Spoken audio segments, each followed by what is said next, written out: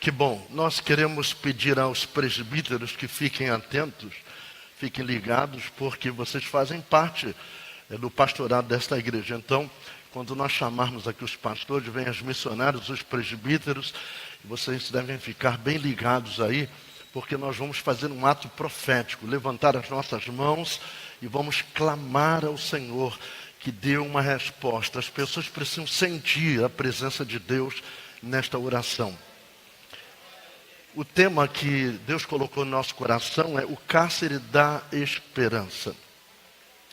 A Bíblia nos fala no Salmo 39, verso 7, Davi diz: agora, Senhor, que espero eu? A minha esperança está em Ti.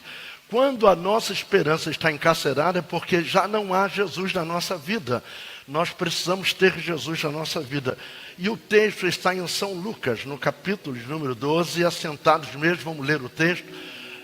Nós colocamos a igreja em pé no momento da leitura devocional, leitura introdutória, agora leitura para a pregação, que está em Lucas 12. Você que está em casa, se quiser abrir a sua Bíblia para conferir, pode ser que tenha uma versão diferente, então eu vou ler nas 3 versões para que não haja nenhum choque. Lucas 12, verso 22 e 23 apenas, na Almeida Revista e Corrigida, diz assim: e disse aos seus discípulos: portanto vos digo, não estejais apreensivos pela vossa vida, sobre o que comereis, nem pelo corpo, sobre o que vestireis, mas é a vida do que o sustento, e o corpo mais do que as vestes. Ele coloca que o nosso corpo é superior às vestes. Almeida Revista Atualizada diz assim: a seguir, dirigiu-se Jesus a seus discípulos, dizendo: por isso eu vos advirto, não andeis ansiosos pela vossa vida, quanto ao que haveis de comer, nem pelo vosso corpo, quanto ao que haveis de vestir. Pois a vida é mais do que o alimento, e o corpo mais do que as vestes. Agora, nova tradução, linguagem de hoje, NTLH, diz assim: então Jesus diz aos seus discípulos: e por isso que eu digo a vocês, não se preocupem com a comida que precisam para viver, nem com a roupa que precisam para vestir, pois a vida é mais importante do que a comida, e o corpo é mais importante do que as roupas. Ainda quantos necessitam de oração? Eu não sei começar, não sei principiar uma palavra sem orar. Não sei tomar café sem orar. Não sei almoçar sem orar. Jantar, dormir, acordar. A nossa vida é uma vida de dependência. Alguém pode dizer: mas esse camarada é fanático? Não. Enquanto aqueles que não são fanáticos estão se arrebentando todos aí, nós estamos sendo vitoriosos, porque o nosso Deus vai na nossa frente. Querido Pai, nós te agradecemos o privilégio renovado de uma vez mais falarmos contigo na dependência absoluta do teu Espírito. Queremos te entregar cada vida neste recinto e aqueles, Senhor, que estão ao redor, Senhor, deste Brasil, deste Rio de Janeiro, do Duque de Caxias, na Europa, onde quer que eles estejam, Senhor Deus, assistindo este culto através do Facebook, Senhor. Que eles possam receber a tua graça, receber, Senhor, o teu toque, onde quer que eles estejam neste momento. Que haja maravilha, Senhor, que haja o mover do teu Espírito, para a glória do nome de Jesus nós oramos. Amém. Nós temos, irmãos, estado envolvidos hoje, como falei no início, com noticiário de televisão, do rádio. O meu carro já fica automático na CBN. Então, ali, eu entrei no carro, já está ligado na CBN. E a gente vai pela estrada, ouvindo. E agora eu coloquei lá um USB com 800 e poucas músicas. E agora estou dando preferência a ouvir hinos do que está ouvindo noticiário repetitivo, e que nunca muda. O fulano foi preso, o prefeito foi preso, o deputado foi preso, e tem lá Lava Jato, e isso e aquilo outro. E aí isso está gerando uma doença no Brasil e no mundo. A doença chamada ansiedade. é essa doença mais democrática da nossa geração. Interessante. Por que, pastor, ela é mais democrática? Porque a ansiedade atinge os pobres, atinge os ricos, atinge aqueles que são escolarizados no nível superior e aqueles que estão apenas no ensino fundamental, os analfabetos, cristãos, ateus. Ela pega todo mundo, não escapa ninguém dessa doença. Isso é uma patologia, pode ter a certeza. E a ansiedade, ela ocupa-se com um problema que ainda não está acontecendo. É isso. Eu comecei a compartilhar trechos da mensagem que nós íamos pregar hoje, e teve pessoas amadas de Deus que falou: isso está acontecendo comigo, pastor. Eles começaram já 3 dias, 2 dias atrás pelo menos, compartilhando comigo trechos da mensagem. E se eu disser para vocês que eu não sou alvo, não tenho sido alvo dessa enfermidade, eu vou estar aqui pregando uma grande mentira. Porque eu sou ansioso. Já fui mais. Ansiedade é democrática, atinge a todos nós. Não tem jeito. Ela pega todos nós. Eu me lembro que quando eu ia trocar de carro, então eu dava o meu carro de entrada e precisava fazer uma fichinha no banco para que eles aprovassem o meu crédito. E o meu carro usado entrava aí no valor de 40%, mais ou menos. Então tinha que ter um crédito de 60% do total do carro novo. E eu ficava comendo unhas. E antigamente levava 24 horas para o gerente dar resposta. Tinha que fazer uma avaliação. E eu ficava comendo as unhas, ficava nervoso. Isso, eu fiquei livre disso. Fiquei livre disso. Se quiser dar crédito, dê. Se não quiser, eu fico com um carro velho, ando a pé enquanto Deus, sabe, ando de bicicleta, de qualquer coisa. Não vou ficar ansioso por causa de carro de jeito nenhum. E eu quero dizer que sofrer antecipadamente não deve ser coisa para crente. Sabe, irmãos, ocupar-se de um problema que ainda, ou preocupar-se com um problema que ainda não aconteceu. E você antecipa esse problema. Então, a ansiedade, ela estrangula a nossa alma. Imagine se alguém colocar a mão no teu pescoço e apertar para te asfixiar. E você vai começar a ficar sem ar. Não precisa ninguém apertar o seu pescoço, você já vive assim. Você já sentiu dores nas costas? Dor na região lombar? Você já se pegou buscando aquela respiração bem profunda? Vai buscar lá onde não existe. Você está assim, de repente, busca aquela respiração profunda. Isso é um nível já bem forte de ansiedade. Eu quero dizer que o apóstolo Paulo estava preso, algemado na cidade de Roma. Imagine, ele estava preso e dentro da cadeia tinha algemas. Eu visitei essa cadeia. Eu já entrei lá umas 3 ou 4 vezes. E ali tem umas correntes que naturalmente as pessoas pensam ser as correntes que acorrentavam o apóstolo Paulo. E lá em Romano está escrito também que o apóstolo Pedro estava lá com eles. Só que a Bíblia não fala do apóstolo Pedro ali, mas fala do apóstolo Paulo. Paulo estava acorrentado, mas a sua esperança não. As suas esperanças não estavam algemadas. Mas ele era um homem, apesar de preso, era o mais livre que tinha ali. Ele estava livre do tormento da culpa e do medo da morte. Eu não sei, me parece que quando eu dou um pique de voz aqui, há um corte. Há um corte aí não sei, eu gostaria, me parece que some um pouco a voz aqui. Paulo está encarcerado. Ele tinha todos os motivos para estar ali muito aborrecido. Afinal de contas, ele teve um encontro com Jesus na estrada de Damasco. Deus falou direto com ele. Jesus se manifestou para Paulo. E agora ele está preso exatamente pelo fato de estar pregando o evangelho, mas a sua alma estava livre, ele era o homem mais livre que tinha.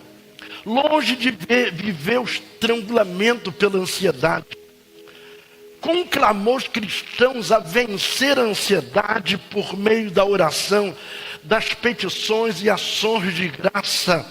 É por isso que eu estou falando nesta noite, nós precisamos clamar, precisamos orar mais. E Paulo apropriou-se da paz de Deus, que excede todo entendimento. Ele se apropria dessa paz. E as palavras do apóstolo são oportunas para esta geração, oportunas para os nossos dias. Não andeis ansiosos de coisa alguma. Quando diz de coisa alguma, não excetua nada, é tudo. Em tudo, porém, sejam conhecidas diante de Deus as vossas petições, pela oração e pela súplica, com ações de graças. E a paz de Deus, que excede todo entendimento, guardará o vosso coração e a vossa mente em Cristo Jesus. A ansiedade é um tipo de parasita que suga a seiva da nossa alma e nos deixa vazio de esperança. Queridos, sabe quando acaba a esperança, o que sobra? Me digam, o que sobra? Se o Senhor nos dá uma condição de esperança, estes dias eu estava conversando, não vou dizer o nome para não deixar vocês chocados, ou quem sabe até tentar zombar do rapaz. O rapaz tem uns 24 anos. E ele disse: pastor, estou fazendo um projeto.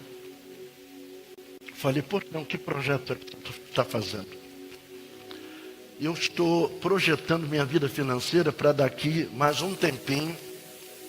Eu quero saber se o espaço que você tem aqui é menor do que a garagem da Fábio. Eu falei: é menor. Pois é, eu vou comprar aquele espaço e vou doar para a igreja. Vou comprar aquela empresa toda. Vou comprar tudo. E eu fiquei olhando assim. Ele disse: eu vou comprar aquilo ali. O que é isso? Esperança. O que é isso? Projeto. O que é isso? É tudo menos ansiedade. Quando você olha para onde ninguém está vendo, você consegue enxergar o que as pessoas não estão enxergando. Não é coisa faraônica. E aí, essa ansiedade, ela estrangula nossas emoções, atormenta nossa mente, inquietações. Aí a gente não consegue dormir, não consegue. Você já comeu assim, numa refeição, um almoço, ou na janta, e deu um bolo assim? Já você engole e sente um bolo. Sabe o que é isso? É falta de paz. Quando nos assentamos para comer, oramos. E depois de orar, você perde a pressa. Você vai mastigar. Os médicos dizem, e os nutricionistas, que nós devemos dar 60 mastigadas. Porque aí nós vamos emagrecer. Quanto mais mastigar, mais você vai perder peso. Por quê? Quando a gente engole a comida, ela não é processada bem. Quando você começa a mastigar, junta com a saliva ali e te dá uma saciedade, você pode comer a metade só. A metade do que você come, por quê? Porque você está mastigando. Mas a gente engole, dá um bolo aqui no esôfago, vem daquele bolo, porque a gente engole, está com pressa, ou está com medo de acabar. E na churrascaria, que toda hora passa aquele espeto corrido, toda hora o espeto, e a gente olha para a alcatra, olha para o cupim, e olha, sabe, e vai olhando, e aí ele vem, você põe lá no verde, ele toma-lhe carne, e você vai comendo, porque vem mais um espeto, ele vem um coraçãozinho, vem mais uma coisa, e vem, sabe, a ponta da alcatra, vem isso, vem aquilo. Olha, sabe o que nós devemos fazer quando vai lá? Come menos arroz, menos feijão, come mais a carne, que a gente não tem tanto em casa, quem sabe? Mas mastiga, para não dar esse problema. Então, onde a ansiedade está reinando, a paz não tem liberdade. Se a ansiedade reina, a paz não tem espaço. Ela está encarcerada. Por quê? Porque nós estamos debaixo de uma patologia que você nem percebe. Tem pessoas que ficam ansiosas por tudo. A filha saiu. Ah, meu Deus, será que ela levou o celular? Será que ela está com dinheiro? Será que é isso? Será que é aquilo? Irmãos, tem pessoas que oram e depois de orar, fica cheio de preocupação. A Bíblia diz, lançando sobre ele toda a vossa ansiedade, porque ele tem cuidado de vós. Nós não temos que andar comendo as unhas. Eu conheço, ei, você que está me assistindo aí, olha, você que come as tuas unhas, só não come as unhas do pé porque você não alcança comer as unhas do pé. Ah, não come por causa disso, mas alcança as mãos, então come as unhas da mão toda. Fica com aquela mão toda comida. Por quê? Porque deixou de confiar em Deus. Onde a ansiedade reina, a paz não tem liberdade, ela está encarcerada. E o apóstolo Paulo, mesmo com algemas, onde a igreja de Filipos,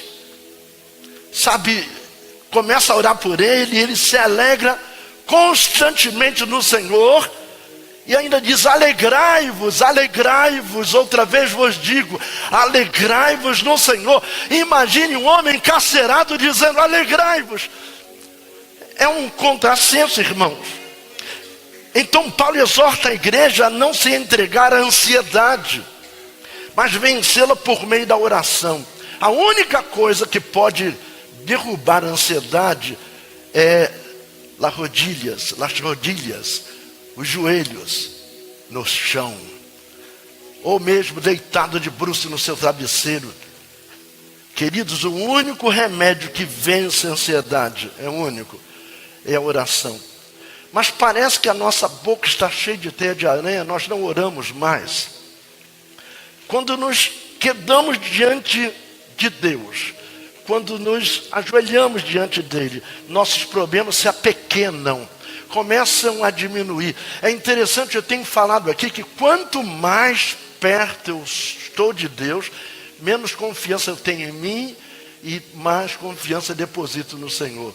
Agora, quanto mais eu me afasto da oração, quanto mais eu me afasto de Deus, mais eu sou o cara. Mas automaticamente eu passo a trazer sobre mim as minhas inquietações.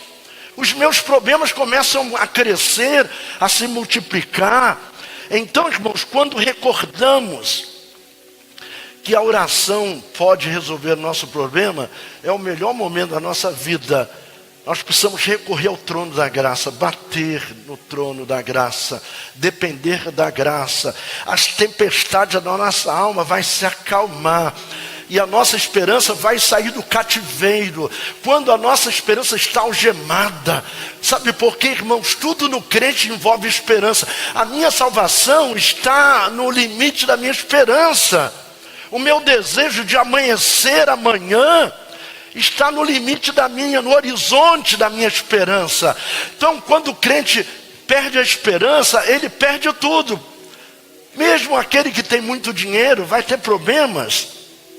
No lugar do vendaval, da ansiedade, vamos trocar pela paz de Deus, que vem governar o nosso coração, a nossa mente. Queridos, esse tipo de sentimento é destruidor. Só se vence a ansiedade pela oração. Já falei e vou enfatizar. A oração traz paz no lugar da tirania da ansiedade. A ansiedade é uma tirania. Sabe por quê? Eu sofro por uma coisa que ainda não aconteceu. Eu estou sofrendo antecipadamente. A ansiedade é isso. Não está acontecendo nada e eu já estou sofrendo. Como se fosse peru que morre na véspera de Natal. Mata-se o peru na véspera. Não, nós não somos peru. Nós somos crentes em Jesus Cristo, devemos confiar nele. A paz de Deus não é paz de cemitério, irmãos. Olha bem, a paz de cemitério é aquele silêncio. Não é calmaria e nem ausência de luta. Olha, se alguém acha que paz é ausência de luta, não é verdade.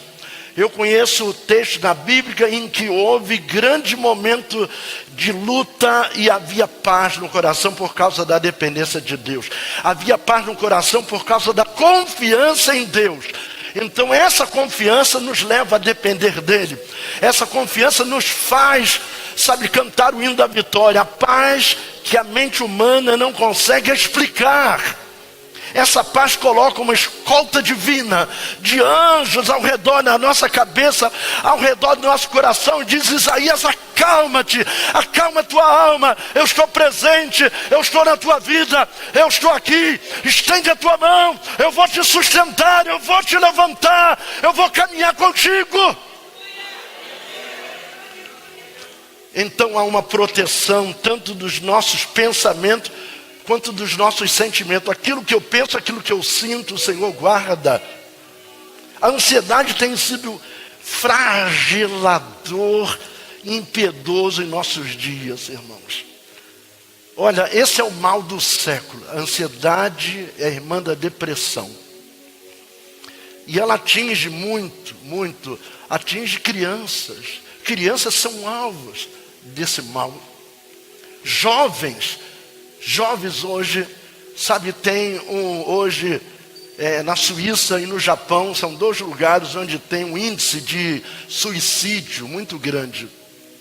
O primeiro lugar no mundo de infanticídio é Japão, porque os pais cobram muito dos filhos, e os filhos não aguentando a pressão, eles saltam lá do 10º andar e se esborracha lá e morre.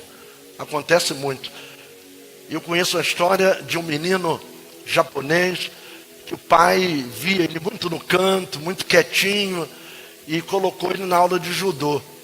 E lá na aula de judô ele sumia, ele faltava, aí o pai chegava em casa, batia nele, e ele então foi para a aula de karatê e sumia também, não ia na aula com medo. Um dia o professor chegou para ele e disse assim: olha, eu vou te ajudar. Primeiro você tem que deixar o medo de lado. Você tem que treinar, tem que acondicionar o teu físico para que você possa ter uma resposta boa. E então tem um instrumento que chama-se makiwara, onde ele começa a bater ali. Ele vai batendo leve e depois vai aumentando. A mão tem que sair reta, o cotovelo tem que passar pela costela. E então quando ele puxa porque é aquele negócio, quando você puxa aqui, a outra mão já vai. Então aí dá um toque de quadril, entra, vai. E ele está batendo, aí o professor: mais forte! E ele está batendo: mais forte! E ele está batendo, aí o professor: mais forte! De repente ele quebrou o equipamento, de tanta pressão que ele deu. E a partir dali ele não teve mais medo. Agora, isso é uma coisa técnica. Agora, pense em alguém que tem um Deus como nosso Deus, que peleja as nossas pelejas, que luta as nossas lutas, que resolve os nossos problemas. Um Deus do tamanho do nosso Deus. Um dia ele lançou o cometa Halley, que de 70 anos ele passa no lugar certinho, na sua órbita. E é interessante que ele tem gelo e tem fogo. Como é que pode um negócio desse? É Deus. Agora imagina o Deus que fez a estrela de quinta grandeza. Eu não sei nem qual é de primeira, mas sei a de quinta, que é o Sol. Está a 150 milhões de quilômetros da Terra e consegue colocar na África 55 graus. Aqui no Rio de Janeiro 42 graus de calor. E ele não termina esse combustível, não sei se é nuclear, não sei que tipo de combustível é esse. O Sol, a gente não precisa ir no posto de gasolina para realimentar o Sol. E o Sol tem luz. É esse Deus tremendo que fez o Sol, a lua, as estrelas. Um Deus que resolve o problema. Então, irmãos, os doutores e analfabetos, jovens e velhos, crentes e descrentes, são alvos dessa doença. Muitos não vivem o presente com medo do futuro. Isso é paradoxal, quer dizer, eu não posso viver o meu presente porque eu estou com medo do meu futuro. Então, como eu estou com medo do meu futuro, eu não tenho presente e automaticamente não tenho futuro. Imagine, Eu não vivo o meu presente porque eu estou preocupado com o futuro. É exatamente isso que nós estamos vivendo. Eu conheço pais que ficam assim: e quando meu filho nascer, como é que vai ser? Irmãos, não nasceu ainda. E o meu neto, como é que vai ser? Quem vai ser o esposo da minha filha que está com 4 anos de idade? Você começa a se preocupar com quem a tua filha vai casar. Ela só tem 4 anos de idade. A preocupação com o futuro aniquila o nosso presente e passa a inexistir o futuro. Quando encontramos alívio para a nossa consciência, encontramos no perdão divino. Quem sabe o que está preocupando você que está me assistindo aí pela internet são as mazelas da tua vida e você não as colocou diante de Deus. Com respeito ao passado, ele só vai mudar quando ele realmente pertencer ao passado. Nós precisamos colocar o passado onde ele deve ficar. O passado é pretérito, ele tem que estar lá atrás. A nossa vida não é regulada pelo retrovisor. Retrovisor é só para ter uma ideia, mas o retrovisor te mostra o lugar que você já passou. E normalmente o retrovisor de carro é pequenininho e o para-brisa é grande, porque o para-brisa vai te mostrar o teu futuro, onde você vai passar. Quem está preocupado com o passado, ele vai viver o passado e não vive o presente. Pega o teu passado e joga fora. Olha, eu quero falar aqui para homens e mulheres aqui, não importa quem foi que errou um com o outro. Se você já perdoou, joga o passado no passado. Começa a viver uma vida nova. Ah, pastor, é porque você não sabe o que ele fez comigo, o que ela fez comigo. Ah, pastor, você não sabe, por isso que está falando assim. Não importa se você já perdoou, coloca o passado no lugar dele. Fora! Para trás de mim, já foi, já era. O passado tem que estar no lugar dele. Vamos viver um presente. Vamos viver uma vida nova na bucha. Um dia desse eu falei para um casal. Imagina um vaso bonito de barro que levou um tombo, quebrou em 10, 20 pedaços. A gente vem com uma cola cada pedacinho, ele fica bom. Depois de secar, ele fica prova de qualquer teste. Mas ele não está mais igual. Ele tem umas marcazinhas. Então é hora de passar uma lixinha, passar um verniz. Queridos, a pior coisa que tem é você perdoar e ficar lançando em rosto. Você já perdoou? Olha, a Bíblia diz que o Senhor lança no mar do esquecimento as nossas mazelas. E Deus, ele tem a propriedade de esquecer. Ele diz: não, de teus pecados não me lembrarei mais. Eu sei que nós não estamos acéfalos, nós não perdemos a mente, nós lembramos, mas não pode lembrar com dor, com sentimento doloroso, porque aí você vai viver no passado. Sabe, irmãos, viver no passado, estando no presente, é uma coisa esdrúxula, quando eu estou no presente e vivo o passado. Não pode. Eu tenho que deixar o passado no lugar dele, lá atrás, e prosseguir para o alvo, para a frente, para o propósito. Sabe, está norteado pelo Espírito Santo. Quando desfrutamos da paz de Deus em nossa alma, com respeito ao presente, e vamos manter nossa viva esperança em Cristo a respeito do futuro. O futuro é uma viva esperança, uma esperança que não está mais algemada. Você pode estar até mesmo trancafiado. Você tem parente trancafiado? Quando for lá visitar, diga aqui: você pode ser a pessoa mais liberta que tem dentro dessa cela aqui, quando você começar a depender de Deus. Quais são as causas então que traz essa patologia, que traz essa doença que assola tanta gente ao redor do mundo? A ponto da Suíça, por exemplo, um país frio não só na questão da temperatura, mas frio também nos relacionamentos.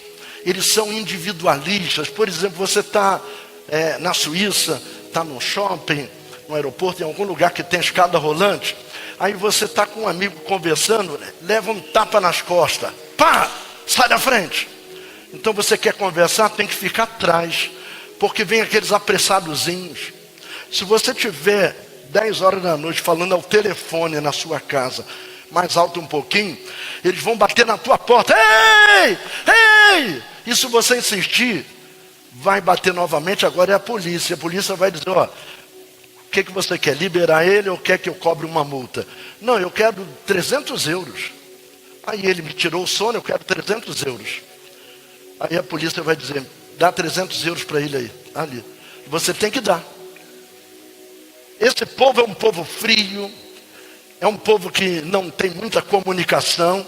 Quando você faz uma amizade com um suíço, sabe, eu tive lá em quase a Suíça toda, andei e sei o que eu estou falando. Então, quais são as causas? Há muitas causas que provocam essa questão da ansiedade e da depressão. A primeira, seja fraqueza inerente da nossa própria natureza. Uma fragilidade da própria natureza do homem. Nós somos absolutamente dependentes, irmãos. Já pensou nisso? Já parou para pensar? Nós somos absolutamente dependentes. Somos extremamente fracos e vulneráveis. Não há forte aqui. Nós podemos ser vencidos por um pequeno vírus, uma bactéria que é menor do que um cisco, uma bactéria, os chamados micro-organismos. Exemplo, alguém está dizendo, você pegou um vírus. Agora o médico não tem mais trabalho para dizer que tipo de doença, é virose. Isso é virose. Vírus são os menores micro-organismos do planeta, sabia disso? Ele pode transmitir várias doenças aos seres humanos, como resfriado, gripe, dor de garganta.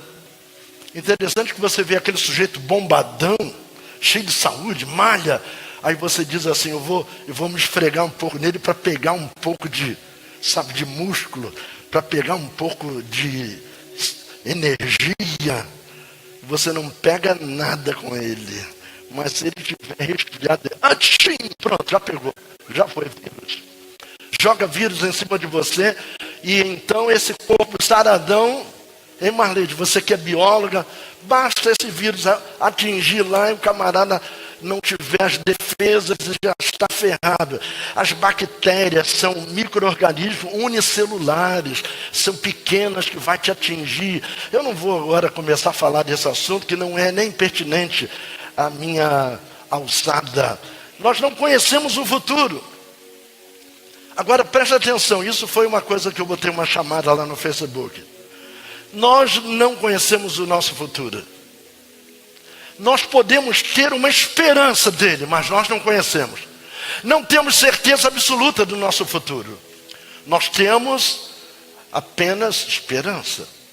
Nós não sabemos administrar as circunstâncias à nossa volta. Ah, se eu tivesse esse poder de administrar as circunstâncias. Eu não tenho esse poder, eu não conheço quem os tenha.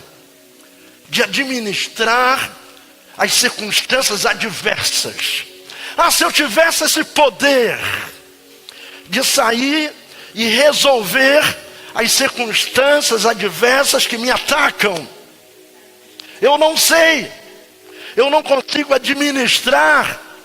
Você pode, de certa forma, evitar câncer provocado por tabaco, não fumando. É verdade.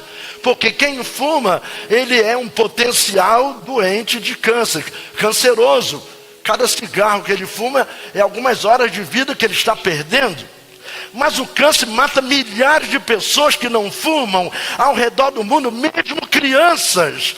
Tem crianças que já nascem com câncer, queridos irmãos.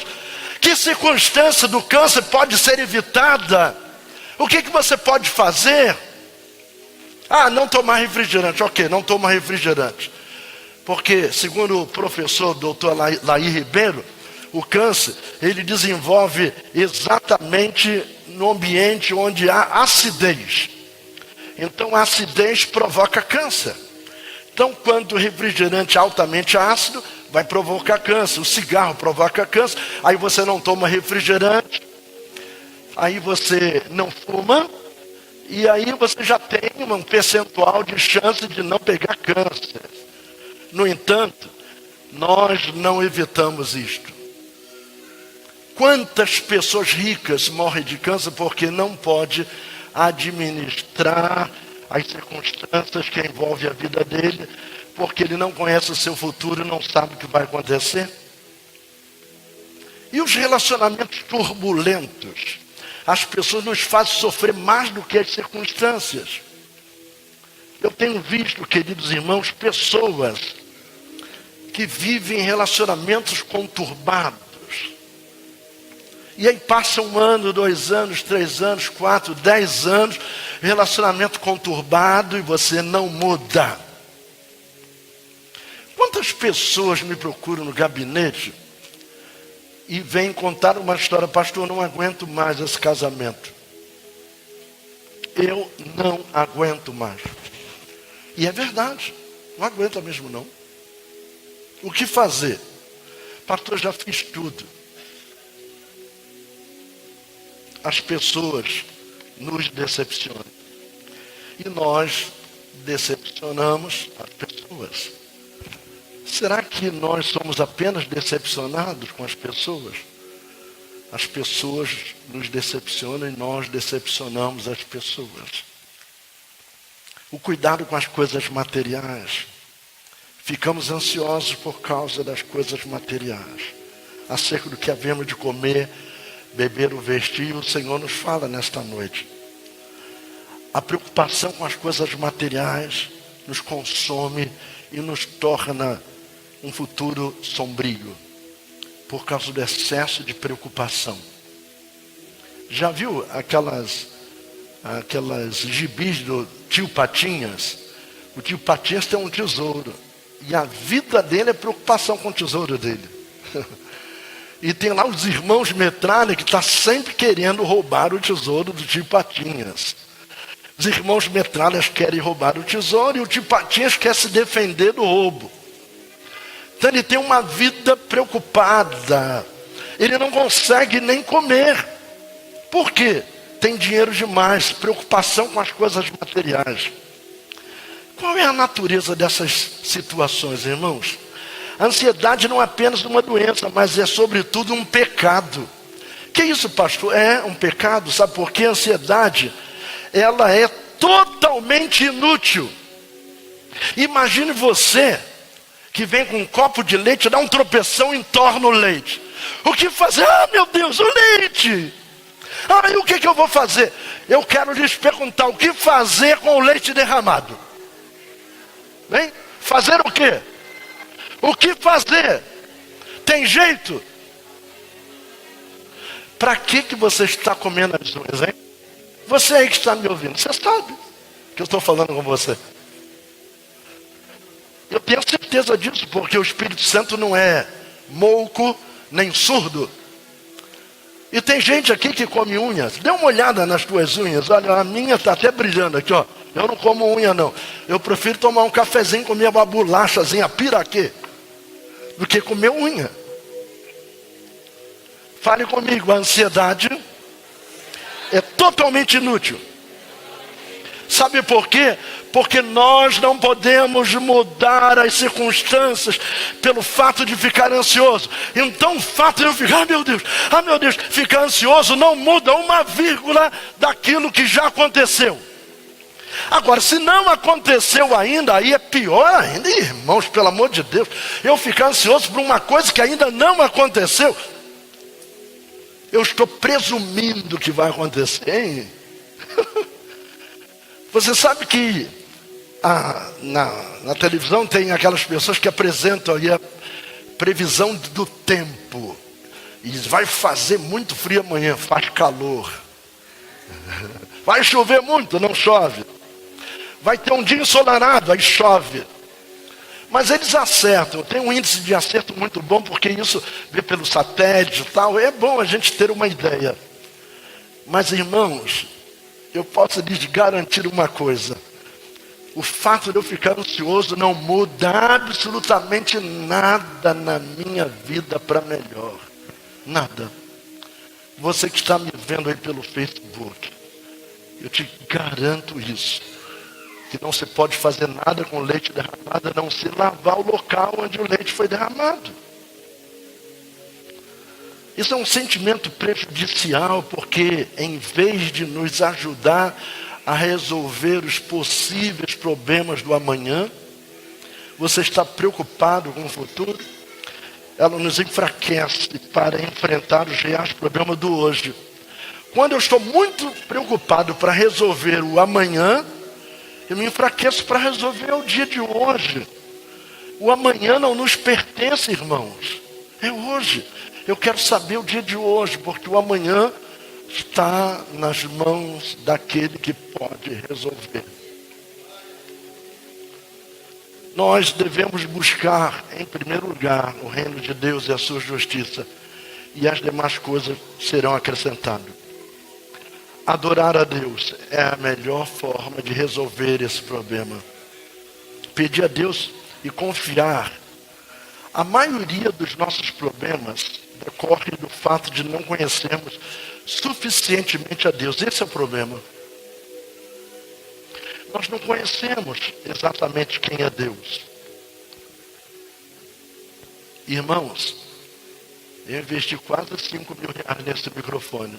E ele não está resolvendo. Olha, nós vamos fazer o seguinte, vamos no próximo culto ter esses captadores todos aqui embaixo, porque ainda tem problema no som. E aqui, não sei se na gravação está aparecendo. Está aparecendo. Pedir a Deus, confiar o nosso futuro nas mãos dele. Quem é Deus para você, querido? Deus não é fraqueza, é fortaleza. Se nós vamos confiar no nosso braço de carne, Davi, quando enfrentou Golias, ele não disse assim: olha que Golias, eu vou a ti na minha destreza, eu sou bom na funda. E era bom mesmo, porque, sabe, pastor Robson, eles treinavam que eles pegavam um cabelo humano, um cabelo assim, humano, e o fundista vinha e pum, cortava o cabelo. Era tal a precisão que ele tinha. Então Davi não disse: eu não vou com a espada porque eu não sou bom da espada.